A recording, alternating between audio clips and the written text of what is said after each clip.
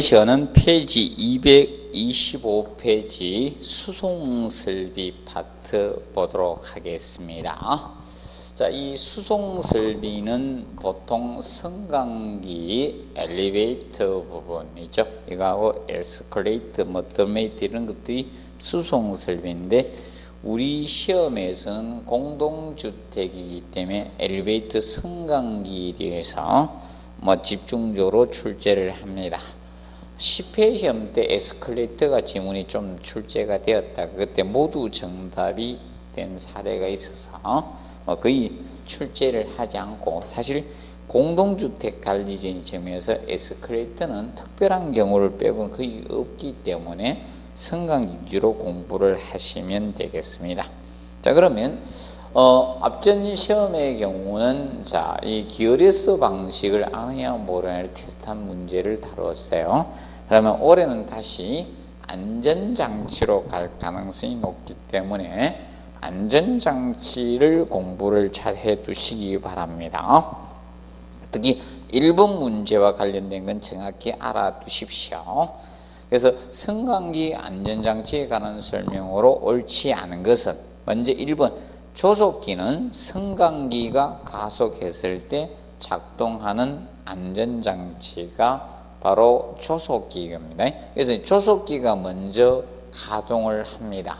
근데 이 조속기는 건상기의 전원을 차단시켜 줍니다. 원래 건상기라는 것은 엘리베이터를 구동하는 장치들 전부 다 건상기죠. 그러면 기계실에서 전원을 끊어서 로프의 제동이 걸리는 것이 바로 조속기입니다.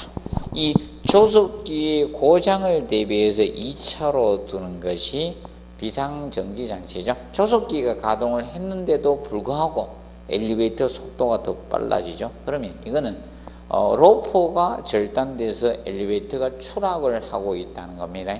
그걸 대비해서 두는 것이 비상정지장치가 됩니다. 비상정지는 엘리베이터 카 또는 케이지라고 하죠. 그 케이지에 장착돼서 레일을 잡아서 정지시키는 것이 바로 이 비상정지장치가 됩니다. 그리고 2번에 스토핑 스위치는 최상층이나 최하층에 도달했을 때 승강기를 자동으로 정지시키는 스위치를 우리가 스토핑 스위치라고 합니다. 그리고 그러면 이 스토핑 스위치를 슬롯 다운 스위치라고도 하죠. 슬롯 다운 스위치, 스토핑 스위치. 1차로 가동하고 이걸 고장을 대비해서 뜨는 게 파이널 리밋 스위치 또는 제한 스위치라고 합니다. 두게 됩니다. 그리고 3번에 완충기는 승강기가 사고로 인해서 하강할 경우 승강로 바닥과 충격을 완화하기 위해 설치하는 게 완충기로서 기계적 안정장치에 속하죠. 그래서 이 완충기는 스프링식이나 유압식이 있습니다. 그리고 전자브레이크는 전동기 토크 손질이 있을 때 승강기를 정지시키는 것이 전자브레이크고, 리밋 스위치는 스토핑 스위치가 고장을 대비해서 2차로 엘리베이터를 정지하기 위한 스위치가 리밋 스위치 또는 제한 스위치라고 합니다. 그런데 승강기 문 또는 승강장 문이 조금만 열려도 승강기를 정지시키는 것은 바로 5번의 스위치는 승강 스위치가 됩니다. 승강 스위치입니다. 승강 스위치.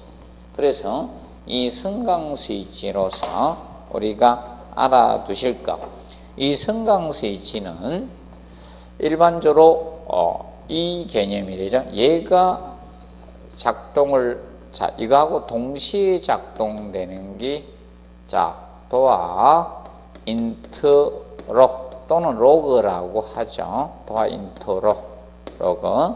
그래서 이 장치하고 동시에 작동이 됩니다. 그러면 이거 도어 인터로그, 밖에서 문이 열리지 않도록 하는 것이 도어 인터로그 장치가 됩니다. 그래서 저거하고 도어 안전 스위치하고 혼돈하지 않도록 하십시오.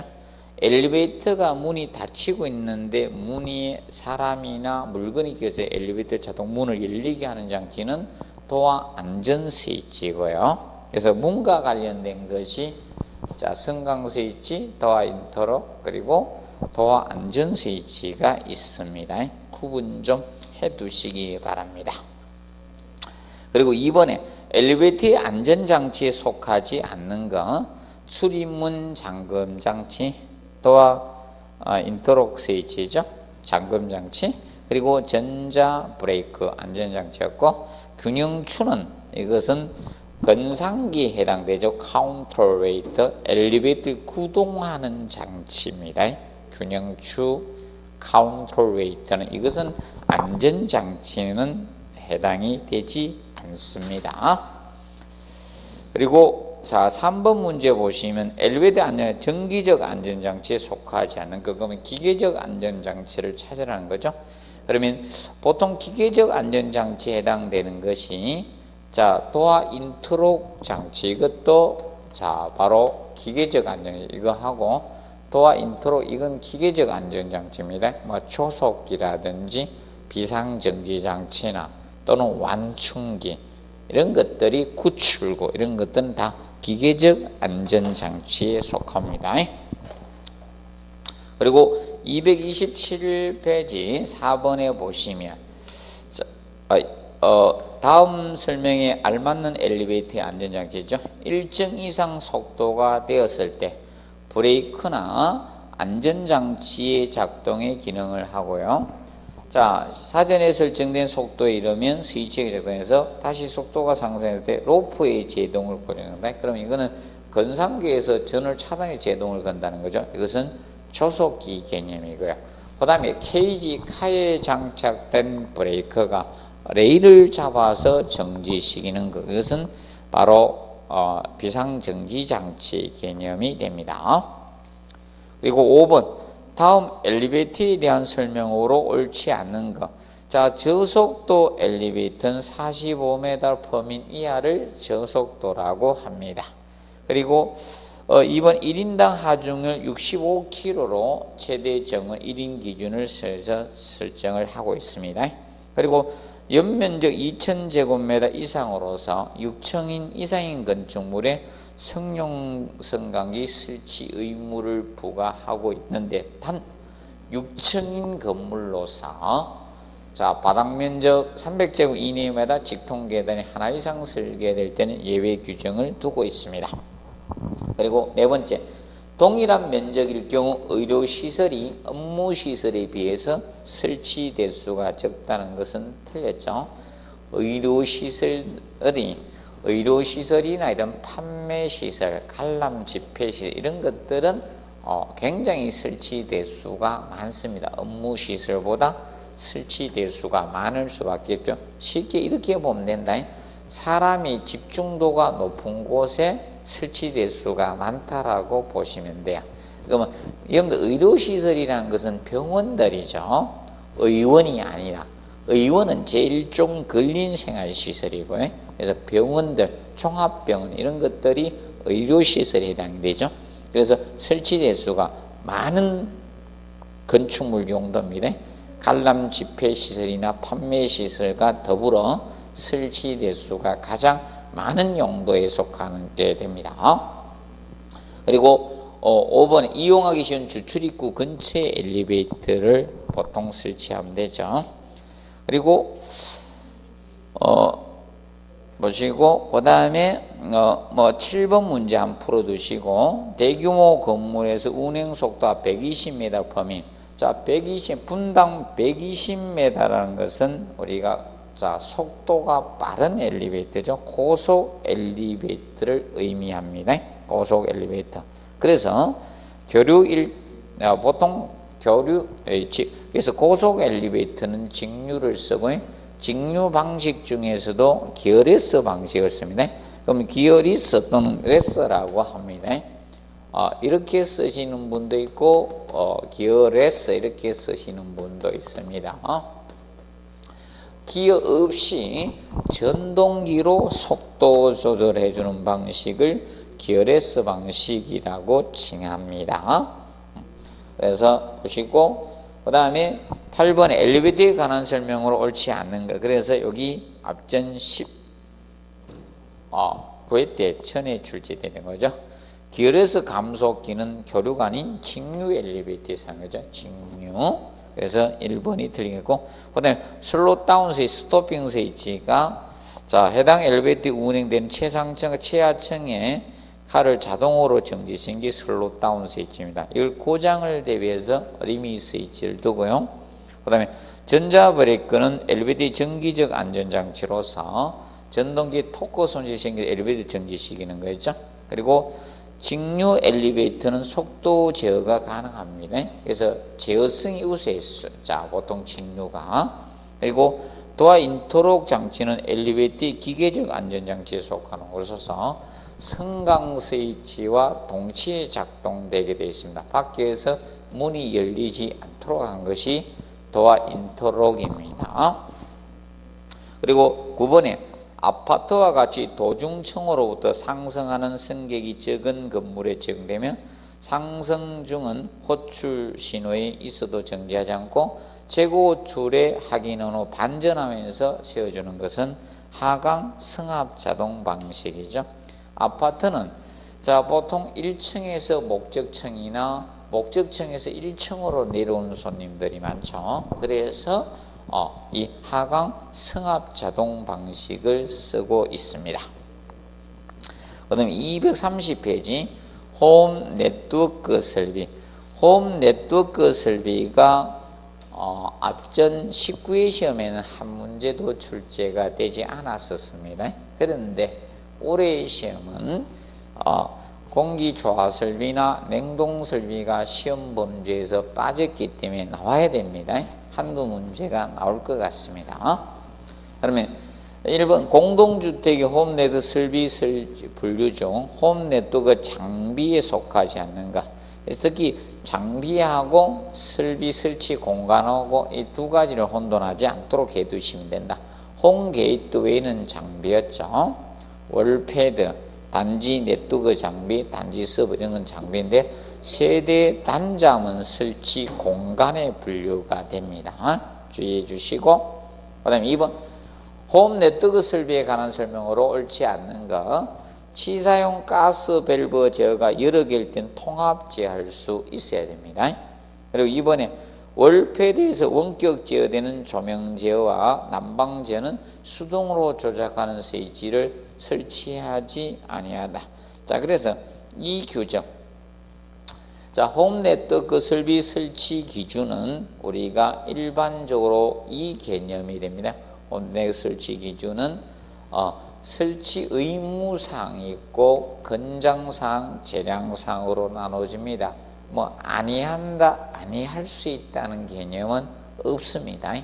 설치 의무사항, 해야 된다, 되어야 된다. 재량상 할 수 있다. 건장상 뭐뭐를 건장한다. 이렇게 서술이 됩니다.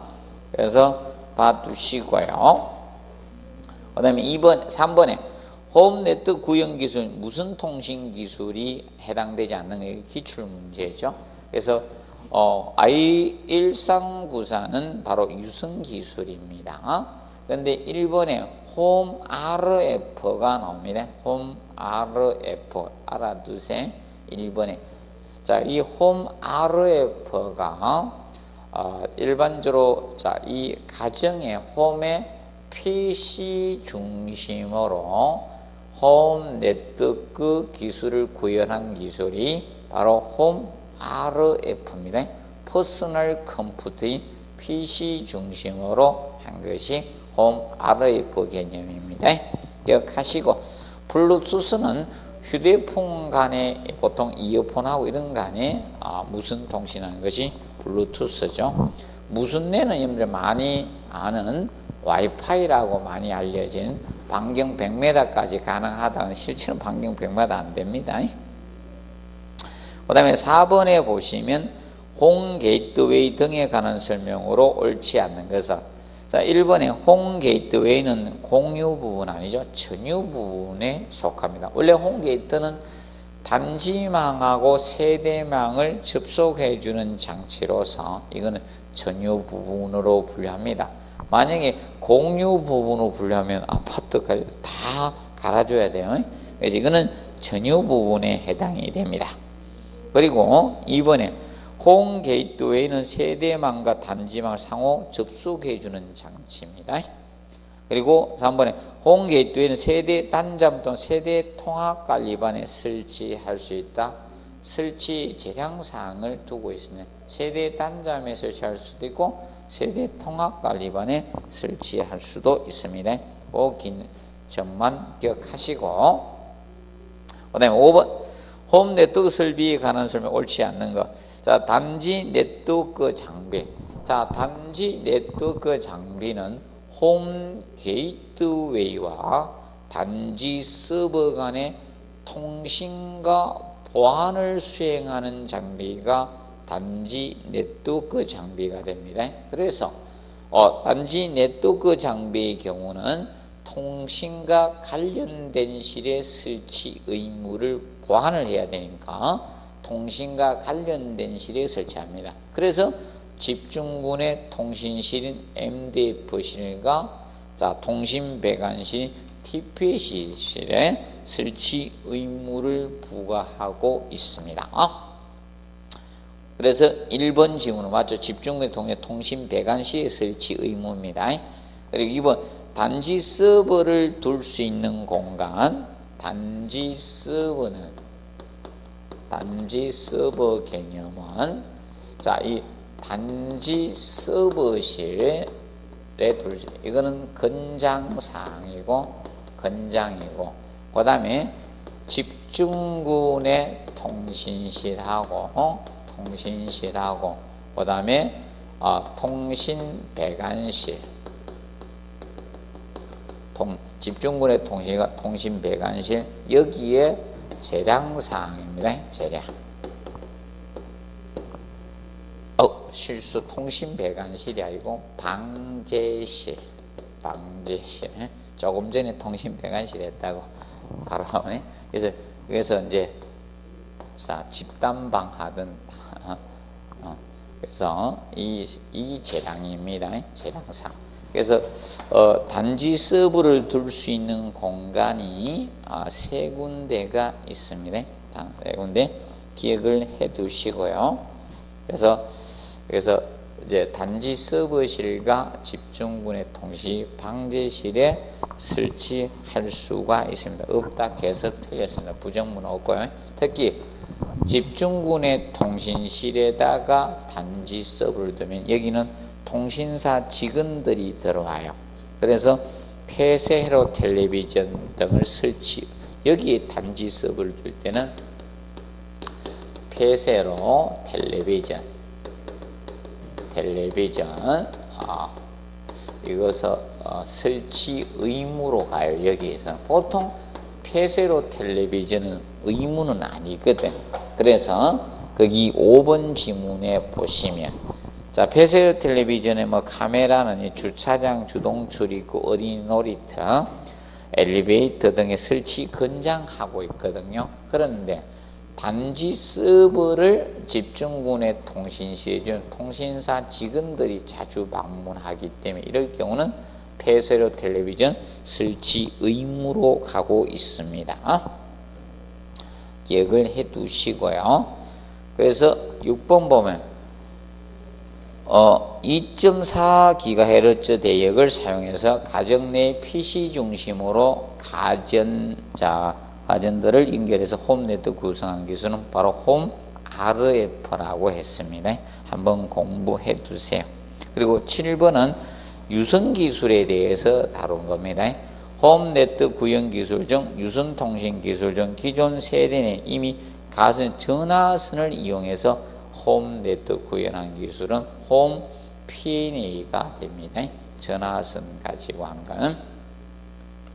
그리고 8번 보시면 지능형 홈 네트워크 설비 중 감지기에 관한 설명 중 감지기는 여러분들 가정 내를 감지해야 되니까 이거는 전유 부분에 속하겠죠. 감지를 전유 부분에 해야지 공유 부분을 감지하면 안 되겠죠. 그래서 가스 누설이나 주거 침입 사항 등을 세대 내의 사항을 감지하는 데 필요한 기기로서 화재 감지기 또는 가스 감지기, 개폐 감지기, 동체 감지기 이런 것을 우리가 말합니다. 그리고 감지기에는 동작에 필요한 전원이 공급되어야 됩니다. 그리고 세 번째, 가스 감지기는 사용하는 가스는 LNG의 경우는 천장 쪽, LNG는 공기보다 가볍죠. LPG는 공기보다 바닥 쪽에 설치하면 됩니다. 그리고 개폐 감지기는 현관 출입문 상단에 설치해야 돼요. 하단 아니고요. 이거는 곤칠 가능성이 높으니까 기억하시고 상단에 설치하고 단독 배선하셔야 됩니다. 그 다음에 9번에 지능이 홈네트 설비 중 단지 서버에 관한 설명으로 옳지 않는 것. 단지 내에 설치해서 홈네트 기기를 총괄 관리하는 서버가 단지 서버죠. 그러면 2번에 단지 서버는 단지 서버실에 설치 의무는 아니고요. 단지 서버실은 서버실 일이 두면요 결과 자꾸 비용이 증가되잖아요. 그래서 다른 거 같이 설치할 수 있도록 해준 거죠. 단지 서버실의 권장사항이고 집중구의 통신이나 방제실에 설치할 수도 있는 겁니다. 기억하시고 그 다음에 다만 그래서 집중군의 통신, 그래서 2번이 틀렸고요. 집중군의 통신실에 설치할 때는 보안을 고려 폐쇄로 텔레비전 등을 설치 의무로 가고 있습니다. 기억을 해 두시고요. 그 다음에 10번 문제 보시면 홈 네트워크 설비 설치 공간 중 집중군의 통신실 MDF실의 설명으로 옳지 않는 것. MDF실은 보통 각종 통신사 장비들이 들어있는 데가 MDF실입니다. 그래서 1번 통신용 파이프 샤프 등의 통신 단자함을 설치하기엔 공간은 아니죠.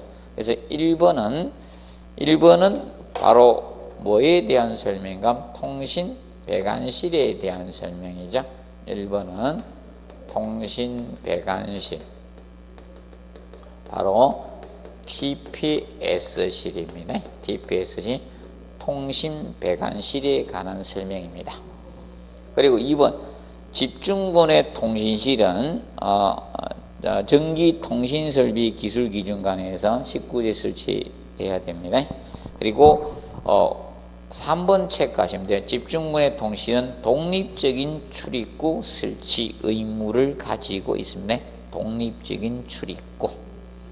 그리고 5번 체크하시고 집중군의 통신실에는 적정 온도 유지를 해서 냉방시설과 이 냉방 고장날 대비해서 흡배기용 환풍기 설치 의무를 가지고 있는 것이 집중군의 통신실 개념이 됩니다. 그리고 11번 보시면 홈 네트워크 설비 설치 후 방제실에 관한 설명으로 옳지 않는 것.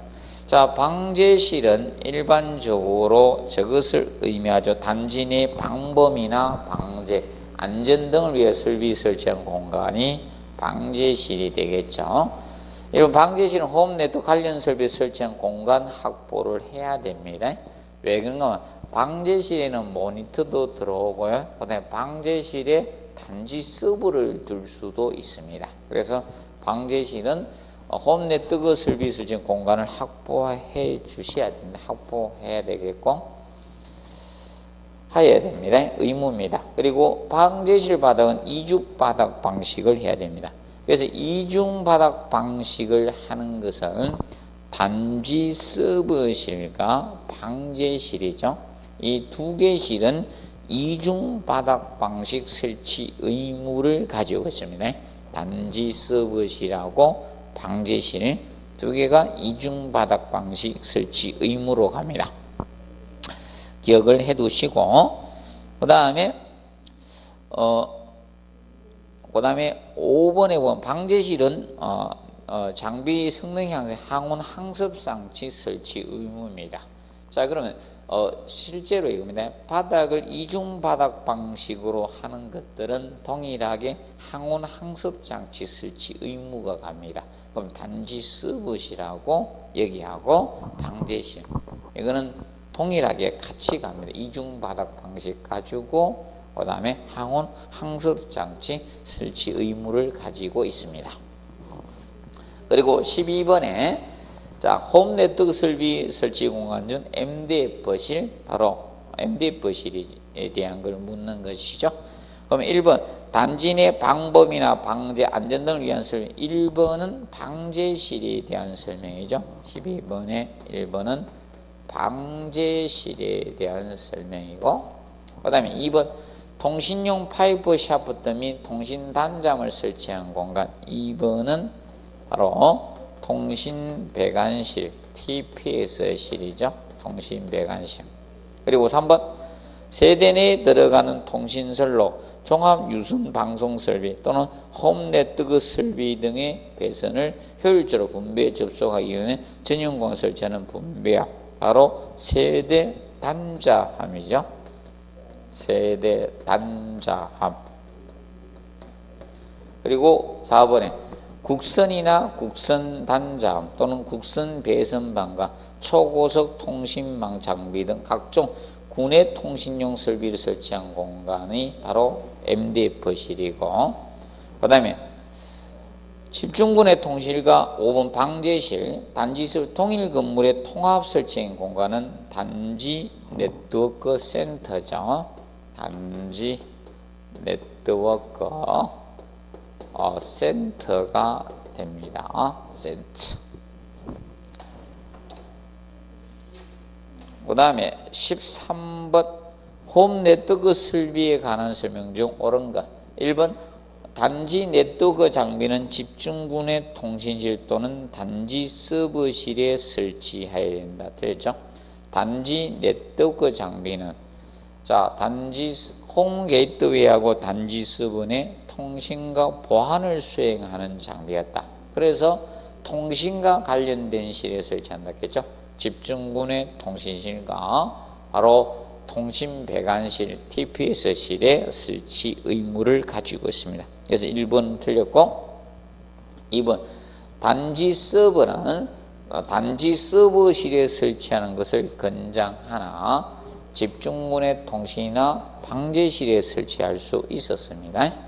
그리고 단지 서버는 외부인의 조작을 막기 위해서 잠금 장치해야 되고요. 그 다음에 홈 게이트웨이는 세대 통합발에 설치해야 되는 건 아니죠. 홈 게이트웨이는 세대 단자함 또는 세대 통합관리반에 설치할 수 있는 재량사항으로 갑니다. 그리고 5번 방제실은 적정 온도를 유지하기 위해서 냉방이 고장 시에는 흡배기용 환풍기 설치 의무를 가지고 있는 것은 바로 저거였죠.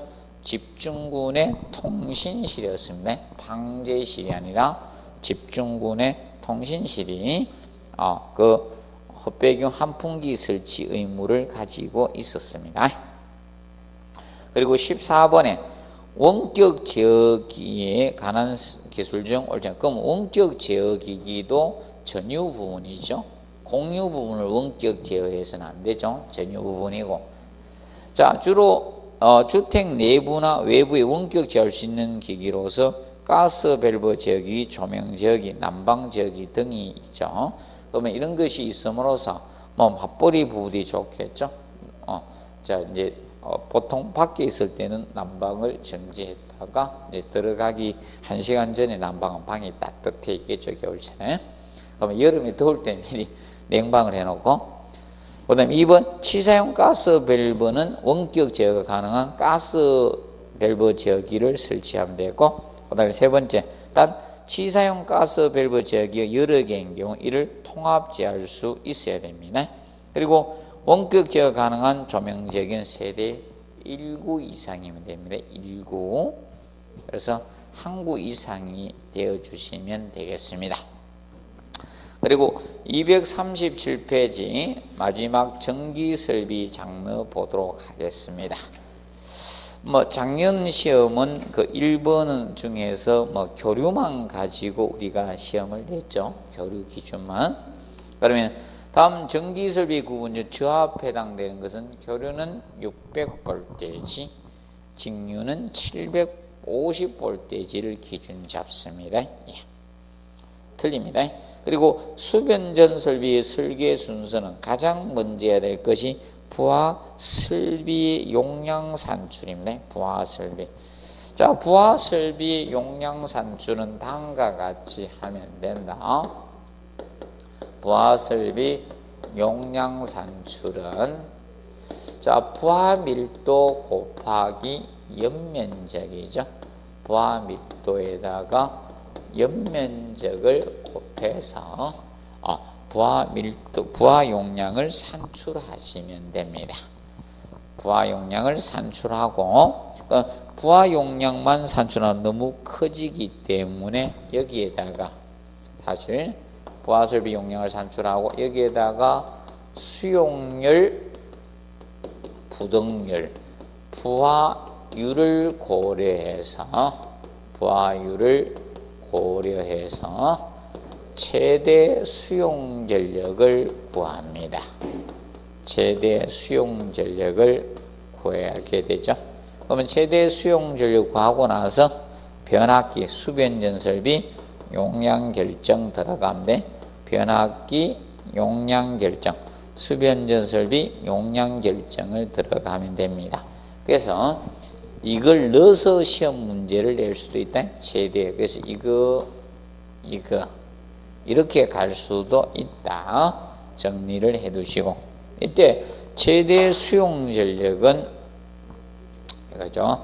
부하설비 용량에다가 수용률이 주어지면 곱해 주세요. 수용률은 곱해 주시고 부등률은 나누어 주시면 되겠습니다. 부등률은 나누어 주시면 됩니다.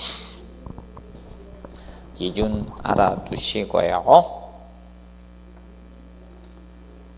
정리하십시오. 그 다음에 3번 문제 보시면 각각 50kW, 100kW, 200kW 용량의 전기 부하설비가 설치되어 있고 수용률이 80% 최대 전력량은 자 그러면 부하설비가 주어졌죠. 그럼 그것은 합하셔야 돼요. 부하설비 용량을 그러면 50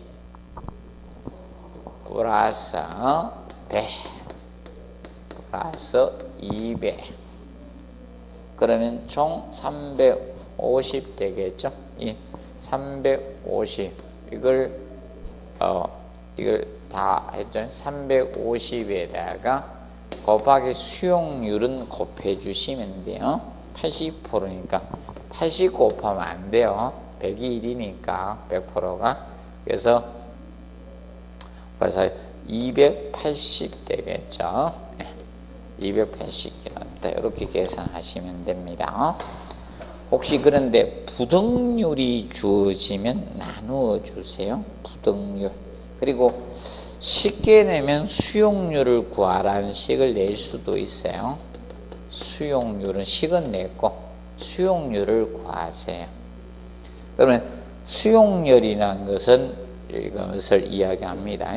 그래서 분자의 최대 수용 전력을 두고 분모가 부하설비의 용량 이것을 백분율한 것이 수용률입니다. 수용률. 그리고 4번은 최대 수용률 구하는 식은 아까 했죠. 부하설비 용량에다가 수용률은 곱해 주시면 되는 겁니다. 최대 수용 전력은 부하설 용량의 수용률을 곱해서 계산하시면 됩니다. 그 다음에 5번 문제 보시면 전선의 배선 방식 중 평행식에 대해서 다루고 있습니다. 평행식 대한 설명 오른.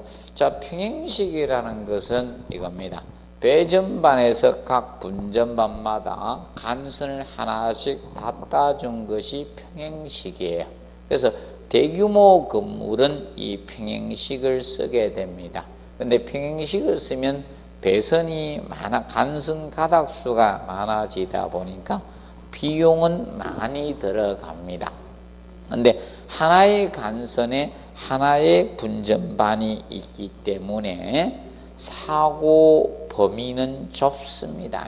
사고 범위가 넓지 않고 좁죠. 그래서 좁고, 그래서 전압 강화가 균일화되는 것은 평형식의 특징입니다. 그러면 설비가 저렴한 것은 나뭇가지식 수지상식의 특징이죠. 그리고 2번 배선 자재의 소유가 적은 것은 수지상식 나뭇가지 방식이고, 사고의 영향을 최소화할 수 있는 것이 평형식이죠. 그리고 전압이 부하의 증가에 정할 수 없는 거죠. 이거는 보통 이겁니다. 하나의 배점의 하나의 분점 하나 일일이 간선을 따주기 때문에 부하 증가해도 관계가 없어요. 일일이 계속 배선만 따주면 되기 때문에 가능하죠. 그 다음에 소규모 건물에 적합한 건 나뭇가지 방식이 됩니다. 그 다음에 6번에 분기 회로에서 각 출구 아울렛에 분기회로를 만드는데 옳지 않는 것은 복도 계단 될 수 있는 같은 회로를 해주면 돼요. 그리고 같은 방의 배치나 구조를 고려해서 조토로 회로를 나눠주시고, 같은 스위치로 전멸되는 전등 같은 회로로 하시면 됩니다. 근데 습기가 있는 장소의 출구는 같은 회로, 이건 별도 회로로 해줍니다. 그래서 쉽게 습기가 있는 데가 대표적인 에어컨 같은 거, 이런 것은 별도 회로로 해줍니다. 그래서 여러분들이 아파트 분전반에 보시면 그래서 에어컨은 별도의 차단기가 되어 있습니다. 별도 회로로 하고 있다는 겁니다. 그리고 그 개념을 기억을 해 두시고요. 그 다음에 7번 전기설비에 대한 설명으로 옳지 않는 것. 전동기의 역류를 향상시키기 위해서 콘덴서를 사용을 해야 됩니다. 진상 콘덴서를 사용해 주시고, 그 다음에 콘덴서는 교류의 역률 개선 장치가 콘덴서입니다. 2번에 분기 회로에 별도의 분기 개별서제 사고 범위 피해를 최소화시켜야 돼. 제한을 해줘야 돼. 그래서 아파트도 누전 차단기가 있고 배선용 차단기가 여러 개 있는 겁니다. 그리고 콘센트는 바닥에 보통 0.3m 전후에 설치를 해주면 되죠. 일반 콘센트는. 근데 방수용 콘센트는 약간 높은 위치에 설치합니다. 그리고 전기 개척 시 전압계는 전기 부하에 병렬 접속을 하면 됩니다. 병렬 접속. 그리고 5번에 습기가 많은 장소의 콘센트는 접지형으로 설치하고요. 일반 콘센트와 별도 회로로 하셔야 됩니다. 대표적으로 에어컨이라든지 아니면 욕실에 있죠. 그것이 그것에 해당이 됩니다. 보시고. 그 다음에 9번 문제. 다음 예비전원 설비에 대한 설명으로 옳지 않은 것은 먼저 자가 발전 설비 용량 수전 설비 대략 10에서 20% 전후로 하게 됩니다. 그리고 예비 전원 축전지는 이건 30분 이상 계속 방전하면 되는데 주의할 것은 충전하지 않고입니다. 하는지 안 하는지는 한번 확인해 보세요. 혹시 쓰게 되면. 그 다음에 자가 발전 설비는 비상사태 발생 후 10초 이내에 가동해서 30분 이상 공급되어 주시면 됩니다. 그리고 네 번째, 발전기실은 내하 방 구조로 하는 것은 맞죠? 가능한 부하의 중심에서 가깝게 설치해야 되죠. 멀리 해서는 안 됩니다. 그리고 축전지와 자가 병용일 때는 자가발 45초로 바뀝니다. 초가. 그리고 30분 공급을 해주면 됩니다. 그리고 10번에 보시면 전기설비 배선공사에 대한 설명으로 옳지 않는 것은 1번에 가요 전선강 공사는 주로 철근 콘크리트 건물의 매립 배선에 사용한다 되어있죠. 자, 철근 콘크리트 건물의 매립 배선에 사용하는 것은 금속관 공사입니다. 금속관 공사가 매립 공사에 사용할 수 있고, 가요 전선관은 매립 공사에 사용할 수가 없습니다. 그러면 가요 전선관 공사는 어디에 사용하는가 하면 보통 가요 전선관 공사는 굴곡 공사나 굴곡 부분이라든지 굴곡 부분이나 그 다음에 승강기 엘리베이터라든지 그 다음에 천장 엄폐배선이라든지 엄폐배선이나 아니면 가요 전선은 금속강 설치된 금속강 공사의 정설공사, 보통 금속강 공사의 정설공사로 가요 전선관이나 아니면 이런 금속 몰드 공사 이런 걸 많이 활용하거든요. 그리고 2번에 금속 몰드 공은 주로 철근 공유 건물에서 기 설치된 금속관 배선을 정설할 경우 이용이 됩니다. 그리고 합성수지 몰드는 똑딱이 형태입니다. 똑딱이. 자, 양면 테이프로 딱 부착하고 전선 매입하고 뚜껑을 닫는 게 다 몰드죠. 몰드는 종류가 많아요. 금속 몰드, 합성수지 몰드, 목재 몰드 공사 많죠. 근데 몰드 공사들은 습기가 있는 데는 사용할 수가 없습니다. 자, 라이닝 덕트는 쉽게 벽면에서 이 강을 이동시킬 경우에 사용하는 것이 라이닝 덕트 공사입니다. 그리고 경질 비닐강공은 간 자체 우수한 절연성을 가지고 중량이 가볍고 시공은 용이합니다. 그런데 단점이 열에 약하고 기계적 강도가 낮죠. 충격감이 쉽게 부서지는 단점을 가지고 있습니다. 그리고 플로우덕트 공사가 바닥에 닥터를 보내서 전선 이외에 다른 전화선, 인터넷선 이런 걸 다 함께 보내도록 바닥에 닥터를 보낸 것이 플로우덕트죠. 그래서 백화점이나 대규모 이런 사무실 같은 데 많이 쓰는 겁니다. 그런데 이것은 습기가 있는 장소에는 사용할 수가 없습니다. 그리고 11번 전기설비 금속관 배선 공사에 관한 설명으로 옳지 않는 것. 1번 외부의 기계적 충격으로부터 전선의 손상이 적다. 기계적 강도에 강하죠. 그리고 전선에 이상이 생겼을 때 교체 공사는 용이합니다. 전선 교체는 용이해요. 그런데 금속관 내에서 전선의 접속점이 없도록 해야 되고 모든 거는 전선의 접속점은 없어야 돼요. 배관 내에는. 그리고 습기가 많은 사용할 수 있습니다. 그런데 정설 공사는 어렵습니다. 그래서 금속관 공사는 정설 공사가 어렵다는 측면 우리가 알아두십시오.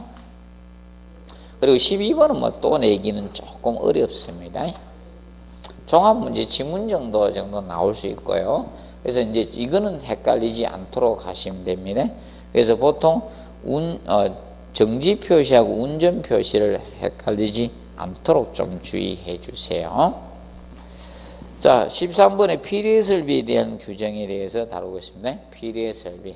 자, 피례설비 설치 규정은 보통 낙뢰 우려가 있는 건축물이나 높이 20m 이상인 건축물이나 공작물도 높이 20m 이상인 공작물에 피례설비 설치 의무 규정을 두고 있습니다.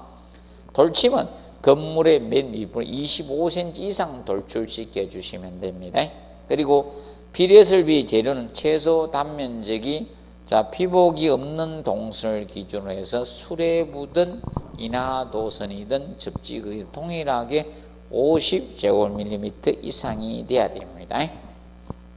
2번은 정확히 알아두시고 3번 인하도선을 대용해서 철골조나 철근이 대용할 수 있다. 근데 전기 연속성만 확보하면 대용이 가능합니다. 이때 저항은 일반 전기 저항은 0.25 이하가 되어 주시면 됩니다. 0.25. 그리고 측면 낙뢰를 방지해서 높이가 보통 측면 수레부 설치 기준은 높이가 일반적으로 60m 초과하는 건축물이 대상이 됩니다. 건축물에 건물 높이 5분의 4진부터 최상단까지 측면 수레부를 설치를 하게 되는데 지표 레벨에서 건물 상단까지 높이가 150m 초과되는 건축물은 5분의 4를 따지지 않고 120m 지금부터 상단까지 측면 수레부를 설치해 주라는 겁니다. 그러면 제이롯데월드가 550m였다. 그러면 이거는 5분의 4를 따지지 않고 120m 지금부터 상단까지 측면 낙뢰를 방지하기 위해서 측면 수레부를 설치하라는 겁니다. 기억을 해 두시고요. 그래서 측면 낙뢰를 방지하기 위해서는 높이 기본 60m 초과하는 건물에서 우리가 측면 수레부 설치 의무를 가지고 있습니다. 기억을 해 두시고, 그리고 안테나는 다 나온 것 같습니다. 안테나 부분은.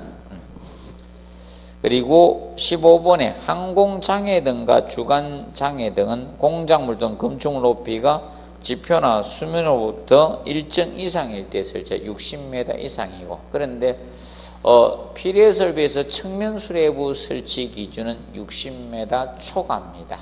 그래서 잘하면 두 개를 동시에가 엮어서 내는 유형은 가능합니다. 하나는 60m 이상이고 항공장애 등은 하나는 60m 초과가 기준이 된다는 점 알아두시기 바랍니다. 그리고 16번에 보시면 실내 면적이 100제곱이 된 건물에 40W 형광등 10개를 설치할 때 평균 조도는 얼마인가? 단 형광등 1개의 강속은 2000루멘이고 조명률은 60%고 감각 보상률은 1.5가 됩니다. 그래서 거기 245페이지 보면 거기 조명률과 감각 보상률에 대해서 해놨죠. 그래서 조명률 강에 나오는 강속이 작음에 도달되는 비율이 조명률이고, 감각 보상 조명기구에 사용되는 도중에 강은의 능률 감소, 오염 손상 등으로 해서 조도가 저하되는 것, 이것을 강은을 교환할 때까지 필요한 조도를 유지할 수 있도록 여유를 두는 비율을 감각 보상률이라고 해요. 보상률. 자, 그래서 이 감각 보상률 이런 게 주어지면 우리가 보실 때, 자, 그러면 계산은 이렇게 하면 되죠. 조도 개념은 다른 거 아니죠. 비례 반비례를 아시면 되는 거예요. 그럼 빛을 많이 발하면 어떻게 됩니까? 조도는 밝아지는 거 아닙니까? 그래서 강속은 여기 되죠. 강속 곱하기 강원의 개수는 분자이가 비례관계입니까? 등을 하나 키는 거하고 10개 키는 거하고 어느 게 더 많습니다. 10개 키는 거죠? 비례관계잖아. 조명이 많이 도달되면요, 비례관계죠. 조명률.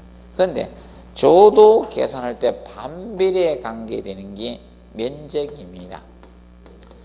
면적은 무조건 반비례 관계. 자, 등을 하나 킨데 면적이 넓어지면 어두워지죠. 그래서 면적은 분모에 가요. 그리고 감각 보상률이니까 얘는 분모에 옵니다.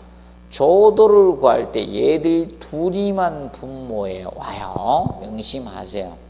그러면 다른 유지율이나 다른 율이 주어지면 이 분자에 가면 돼. 자, 분모에 놓여지는 것은 명심하세요. 면적과 감각 보상률이 분모에 오고요. 나머지는 분자로 갑니다. 다른 율이 주어지면 그것을 명심해 두시면 되겠습니다. 그러면 강속이 2000이죠. 2000. 개수가 현재 10개입니다. 10개. 조명률이 지금 현재 조명 60% 0.6이고, 자, 면적 개념이 실내 면적이 100제곱미터 100. 오바이 감각 보상률 1.5가 됩니다. 1.5 이겁니다.